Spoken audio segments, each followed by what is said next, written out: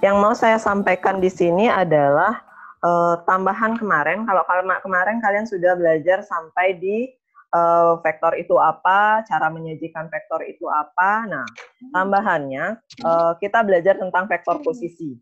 Oke, jadi bisa kalau mau disiapkan kertasnya boleh, mau didengarkan juga boleh, karena nanti ini kan direkam, bisa kalian tonton ulang. Saya mulai dari vektor posisi dulu. Kemarin kita sudah ada belajar tentang aturan segitiga kan? Oke, nih seperti ini. Oke, seperti ini. Misalkan ini vektor posisi adalah vektor yang pangkalnya di pusat koordinat O. Nah, ini A, ini B. Berdasarkan aturan segitiga, aturan penjumlahan segitiga, berarti kan vektor OA ditambah vektor AB ini sama dengan vektor OB. Nah, nggak gitu kayak aturan segitiganya. Ya, jadi kan OA tambah AB hasilnya adalah OB. Nah, berarti vektor AB ini adalah OB dikurangi OA. Seperti itu. Nah, saya buat sekarang kalau gambarnya mirip, sama. Gambarnya sama. Oke. Nah, ini O. Ini panahnya ke sini ya. Sorry gambarnya saya agak kacau nih. Ini A. Ini B. Kalau ini aturan segitiganya kan berarti OB ditambah BA itu kan sama dengan OA. Nah, berarti BA di sini sama dengan OA kurang OB. Apa yang kalian dapatkan dari dua sifat ini? Kalau yang pertama dia AB itu adalah OB kurang OA. Kalau dia BA itu berarti OA kurang OB. Nah, berarti kalau nanti kalian ditanya, kalau kalian ditanya PQ, ini artinya adalah OQ dikurangi OP. Kalau kalian ditanya QP, ini berarti OP kurangi OQ. Jadi yang di belakang kurangi dengan yang di depan. Nah, misal sekarang diberikan titik P adalah 3,2. Titik Q adalah 5,4. Ditanya berapa vektor PQ, berarti kan PQ itu adalah OQ dikurangi OP. OQ itu ya Q-nya ini. Berarti dia adalah 5, 4 dikurangi OP-nya 3, 2. Nah, 5, 4, 5 kurangi 3, 2, 4 kurangi 2, 2. Seperti itu jadinya. Nah, kalau dia QP. QP ini berarti kan OP dikurangi OQ. OP-nya kita adalah P-nya itu sendiri. 3, 2. Dikurangi Q-nya 5, 4. Nah, berarti dia 3 kurangi 5, negatif 2. 2 kurangi 4, negatif 2. Jadi seperti itu. Oke, sampai di sana vektor posisinya gampang ya? Paham ya? Jadi tinggal dibalik aja dia posisinya kalau ditanya seperti itu.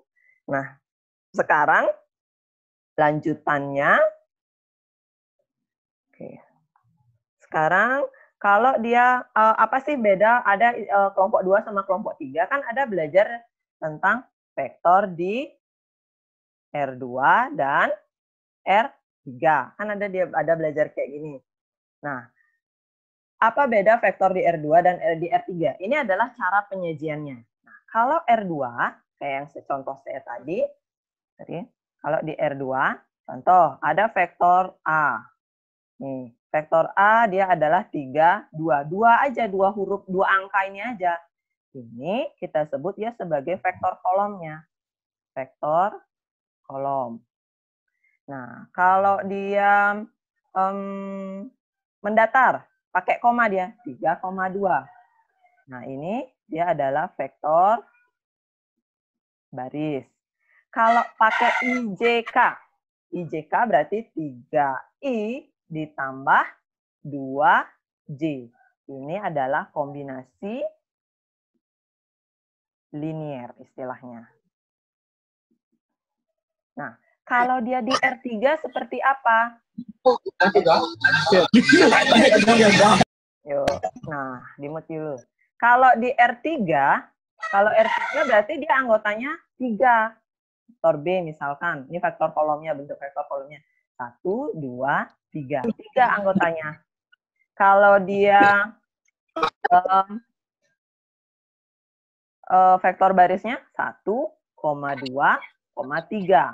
Nah, kalau kombinasi liniernya, kalau 1 itu nggak perlu ditulis, langsung dia 1 itu kan temannya I. 1I itu ditulis I saja. Kemudian 2J, 2J, 3K. Nah,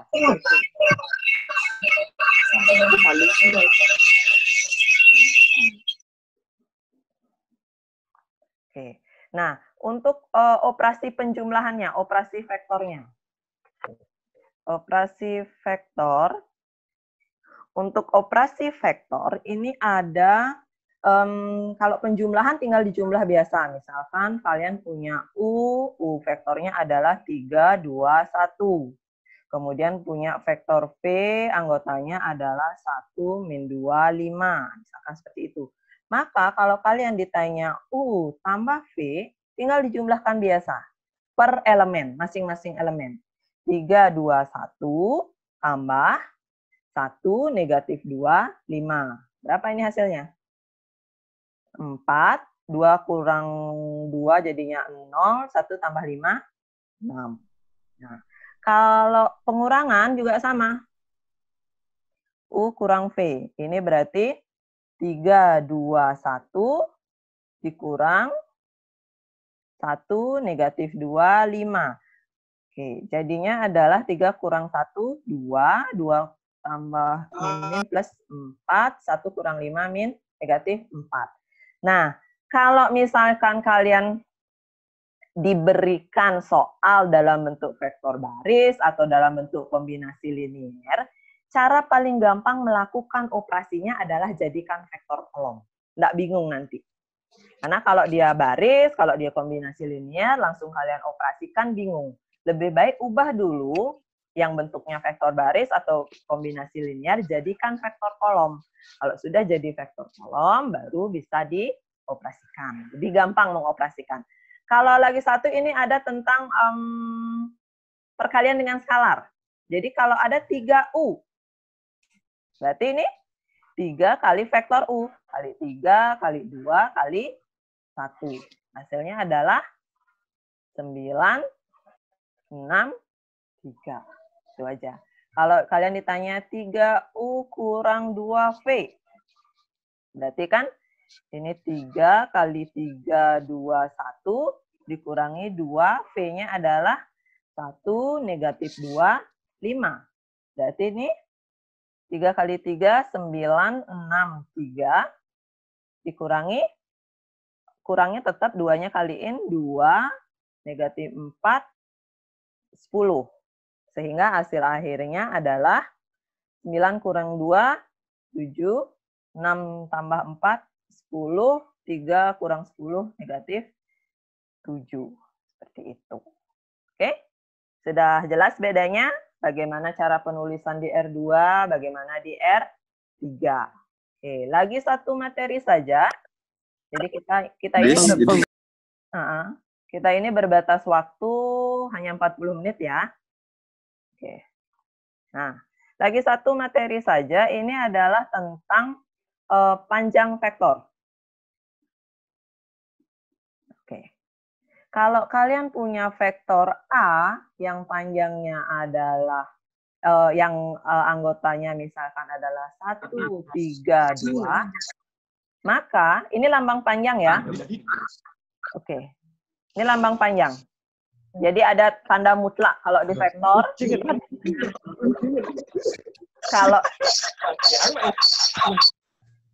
Ya. Kalau di vektor, ayo Eka Wiranata tuh, di-mute dulu ya, biar nggak ganggu temennya. Oke, panjang vektor di panjang vektor di vektor itu lambangnya adalah tanda mutlak. Maka tanda mutlak A ini kalian tinggal akar 1 pangkat 2 ditambah 3 pangkat 2 ditambah 2 pangkat 2. Jadinya akar 1 tambah 9 tambah 4. Jadi panjang vektor A adalah akar 14. Kalau misalkan punya B, B-nya adalah 3, 5. Jadi vektor di R2. Maka panjang B ini adalah akar 3 kuadrat tambah 5 kuadrat. 9 tambah 25. Berapa 9 tambah 25 itu? 34 ya. Ya, seperti itu.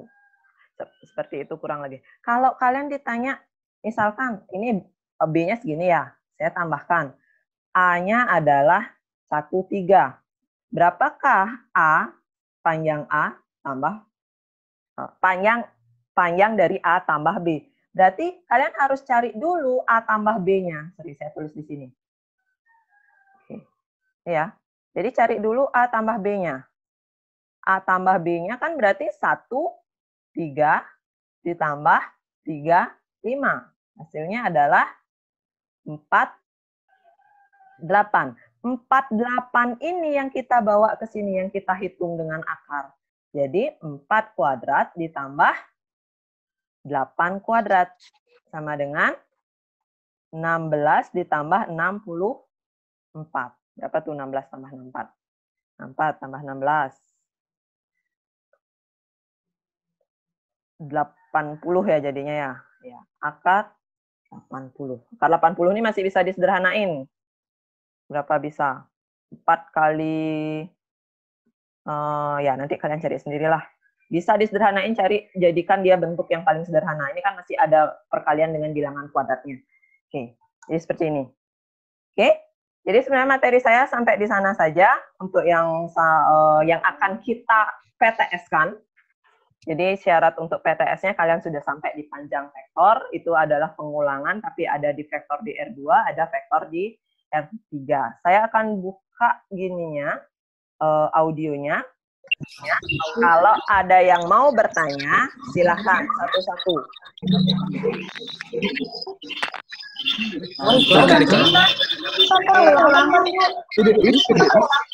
Nah, gini aja deh.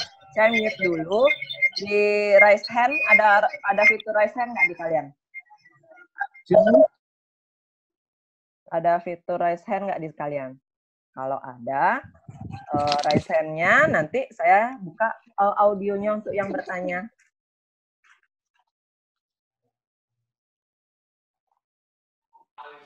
Bu. Adinda. Sebentar dulu, sebentar deh ya.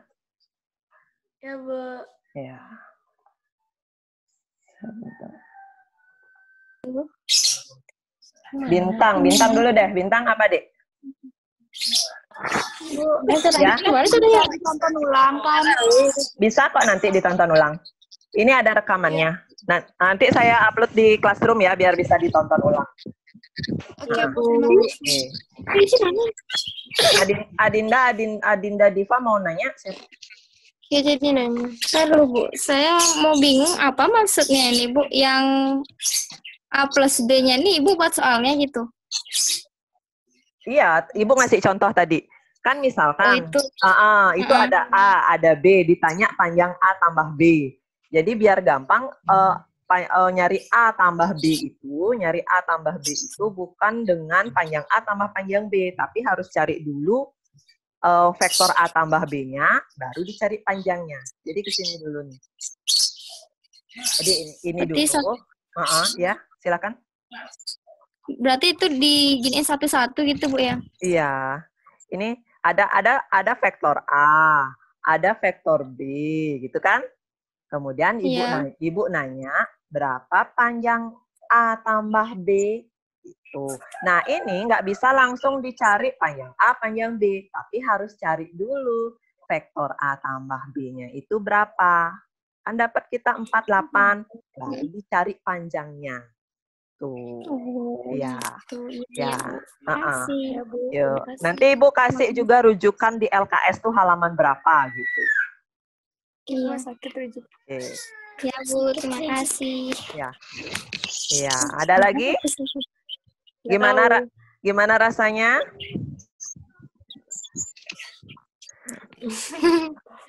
Ya, ada yang mau bertanya lagi? Silahkan. Sangat bagus, Bu, sangat bagus. Iya, ngerti nggak di rumah belajar kayak gini? Ya, paling nggak sebentar. Ngerti, Bu, sama teman-teman. Ngerti, Bu, tapi mendingan sekolah.